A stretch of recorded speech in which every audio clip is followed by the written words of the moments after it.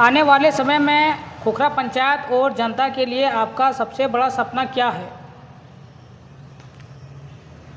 आने वाले समय में खुखरा और खुखरा के जनता, इनके लिए अगर खुखरा पंचायत में अभी क्या सबसे बड़ी समस्या है जिसे आप विधानसभा में बात उठाना चाहती थी? देखिए, अगर विधानसभा में बात उठाई जाए तो वो सिर्फ खुखरा के लिए नहीं, वो पूरे पीर टाँड़ के लिए। खुखरा पंचायत में आपके काम को लोग किस नज़रिए से देखते हैं? आपको नेता के रूप में देखते हैं या जनसेवक के रूप में? लोग जनसेवक या तो नेता, जो भी सोचे। मैं तो जनता ठीक है। विधानसभा चुनाव के दौरान आपने खुखरा और आसपास के गांवों के लिए क्या वादे किए थे? विधानसभा चुनाव के दरमियान मैंने अपने जनता, अपने क्षेत्र वासियों से जो भी वादा की। चुनाव हारने के बाद पंचायत के काम पर आपका कितना ध्यान है? चुनाव हारने के बाद और विधानसभा और पंचायत दोनों बहुत अलग चीज़ है। विधानसभा से मेरे पंचायत के कार्यों में कोई बाधा नहीं पहुंची है, वो सुचारू रूप से चालू।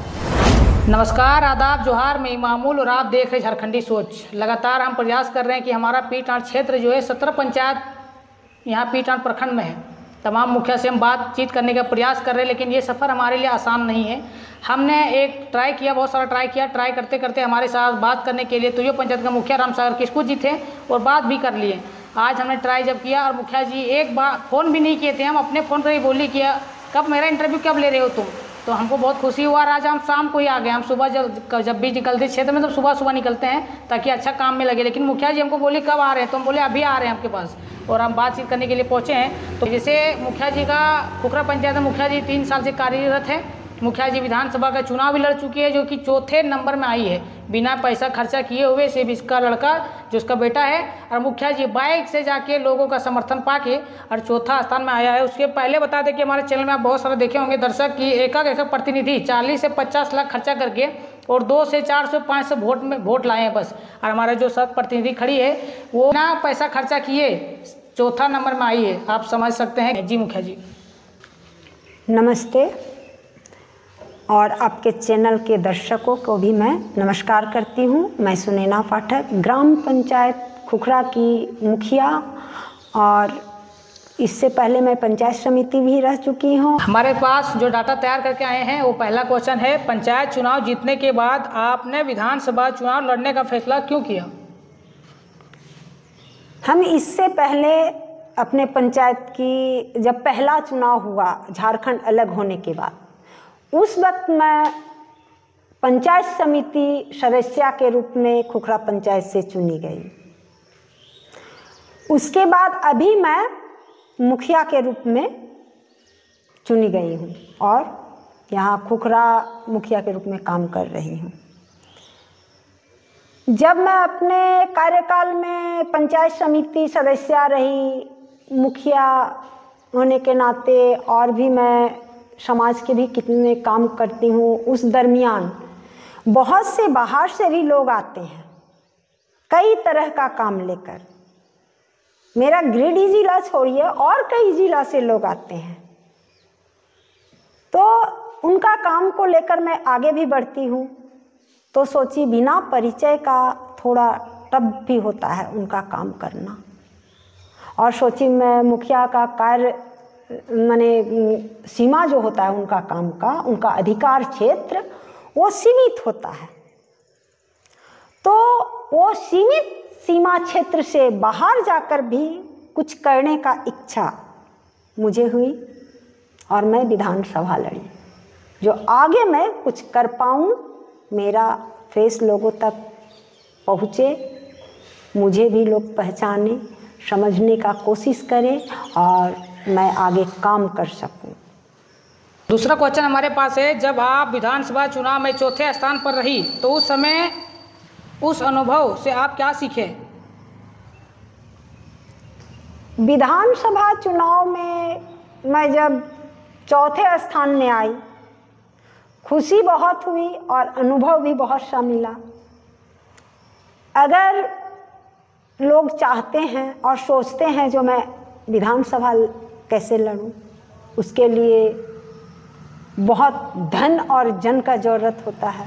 लेकिन हमारी अनुभव ये है जो नहीं, जन समर्थन, लोकप्रियता, इससे बड़ी चीज़ और कुछ नहीं हो सकती। यही मेरी अनुभव रही। ठीक है, हमारे पास तीसरा सवाल है। पंचायत स्तर से विधान स्तर की राजनीति में क्या फ़र्क महसूस हुआ आपको? पंचायत स्तर का जो राजनीति है, ये अगर देखा जाए तो बहुत ही टफ है। अपने लोगों के बीच राजनीति करना और एक सफल प्रतिनिधि के रूप में उभर के आना बहुत ही टफ है। जो कि पंचायत में कोई भी काम हो वो अपने लोगों के बीच में करना पड़ता है। यहाँ जो 5,000, 6,000 या कुछ हमारे जो वोटर हैं, हमारे पंचायत की जो माने लोगों का संख्या है, ये है। और इसमें से ऐसे लोग होते हैं जिनसे रोज़ मिलना होता है, रोज़मर्रा वाली ज़िंदगी में उनसे भेंट होती ही है, चाहे वो कोई भी मोड़ हो, वो फैसला हो या योजना से संबंधित हो या कोई बीमार हो, उनको जाके फेस करना, उनको खुश करना बहुत ही कठिन है। और जो विधानसभा स्तरीय होते हैं उनका क्षेत्र बहुत बड़ा होता है, उनका कार्य क्षेत्र बड़ा होता है, उनके पास फंडिंग होते हैं, उनके पास उनके बहुत सारे माने कर्मी होते हैं, उनके कार्य क्षेत्र जो होते हैं उनमें वो उनके सहायता से काम करते हैं। उनके पीए वगैरह बोलिए तो बहुत से लोग उनके होते हैं और उनका कार्य क्षेत्र तो है, उनका भी काम बहुत टफ है, लेकिन उनके सहयोगी होते हैं। और हमारे सहयोगी हमारे वार्ड सदस्य हैं जो कि मुखिया के रीढ़ की हड्डी होते हैं। वार्ड सदस्य लोग के बिना शायद मुखिया का चलना मुश्किल है। ठीक है, क्या पंचायत की जनता ने आपको विधानसभा चुनाव में समर्थन दिया था? जी हाँ, बिल्कुल। हमारी जनता हमारे लिए बहुत ही अच्छे साबित हुए। वो समर्थन किए, हमारे मनोबल को वो बढ़ाएं। ठीक है, आपको लगता है कि पंचायत प्रतिनिधियों को विधानसभा चुनाव लड़ना चाहिए? क्यों नहीं, एकदम लड़ सकते हैं, लड़ना चाहिए। पंचायत प्रतिनिधि को आगे बढ़ना चाहिए और आगे बढ़कर विधानसभा क्या कोई भी चुनाव वो लड़ सकते हैं। छठा नंबर जो हमारे साथ क्वेश्चन है, चुनाव हारने के बाद पंचायत के काम पर आपका कितना ध्यान है? चुनाव हारने के बाद और विधानसभा और पंचायत दोनों बहुत अलग चीज़ है। विधानसभा से मेरे पंचायत के कार्यों में कोई बाधा नहीं पहुंची है, वो सुचारू रूप से चालू है। सातवां नंबर में हमारे साथ है, आपके विधानसभा चुनाव लड़ने को लेकर पंचायत के लोगों को क्या प्रतिक्रिया है? हमारे पंचायत के लोगों का प्रतिक्रिया तो हमेशा अच्छा रहा और सराहनीय रहा। अगर हमारे पंचायत के जनता तो शुरू से हमको सपोर्ट करते आए हैं और उन्हीं के सपोर्ट, उन्हीं के उत्साह बढ़ाने पर मैं आज चौथे स्थान पे आई। क्या आपको चुनाव में पार्टी का समर्थन मिला या अपने निर्दलीय चुनाव लड़ा था? ये तो जग जाहिर है, मैं निर्दलीय चुनाव लड़ी और कोई पार्टी का समर्थन मैंने नहीं लिया। ठीक है, विधानसभा चुनाव के दौरान आपने खुखरा और आसपास के गांवों के लिए क्या वादे किए थे? विधानसभा चुनाव के दरमियान मैंने अपने जनता, अपने क्षेत्र वासियों से जो भी वादा की, मैं आज भी उसमें वही वादा नहीं, वही बात पे अमल करूंगी उनका हर काम अगर मुझसे वो आए मिले, उनका हमसे कोई काम बन पड़े तो आज भी मैं उनके साथ खड़ी हूँ और हमेशा रहूँगी। क्या भविष्य में दोबारा विधानसभा चुनाव लड़ने का इरादा है? बिल्कुल, मैं जब एक बार क्षेत्र में विधानसभा चुनाव में आई हूँ, जब एक बार नामांकन करवाई ही ली हूँ तो बार बार कराऊँ अपने जनता के लिए कुछ करने के लिए। आने वाले समय में भी विधानसभा चुनाव लड़ूंगी। खुखरा पंचायत में आपके काम को लोग किस नज़रिए से देखते हैं? आपको नेता के रूप में देखते हैं या जनसेवक के रूप में? लोग जनसेवक या तो नेता, जो भी सोचे। मैं तो जनता ने जब मुझे चुना तो मैं जनसेवक हूँ। और अगर 10 लोगों का काम करना, किन्हीं का नेतृत्व करना, कुछ लोगों का या विशेष कार्यक्षेत्र का, और उसको अगर लोग नेता के नाम देते हैं तो मैं वो भी मानने के लिए तैयार हूँ। खुखरा पंचायत में अभी क्या सबसे बड़ी समस्या है जिसे आप विधानसभा में बात उठाना चाहती थी? देखिए, अगर विधानसभा में बात उठाई जाए तो वो सिर्फ खुखरा के लिए नहीं, वो पूरे पीरटांड़ के लिए, पूरे झारखंड के जनप्रतिनिधि का आवाज़ होना चाहिए। मुखियाओं का, जनप्रतिनिधियों का। मुखिया लोगों का फंड सीमित है और कार्यक्षेत्र बड़ा। हमारे पास फंड न होने के कारण हम बहुत सा ऐसा कार्य है जो नहीं कर पाते हैं, जो बहुत ही ज़रूरी है। फंड कम है, कड़ियाँ ज़्यादा। हमारे ऑफिसर्स एक से एक कड़ी जोड़ रहे हैं मुखिया के साथ।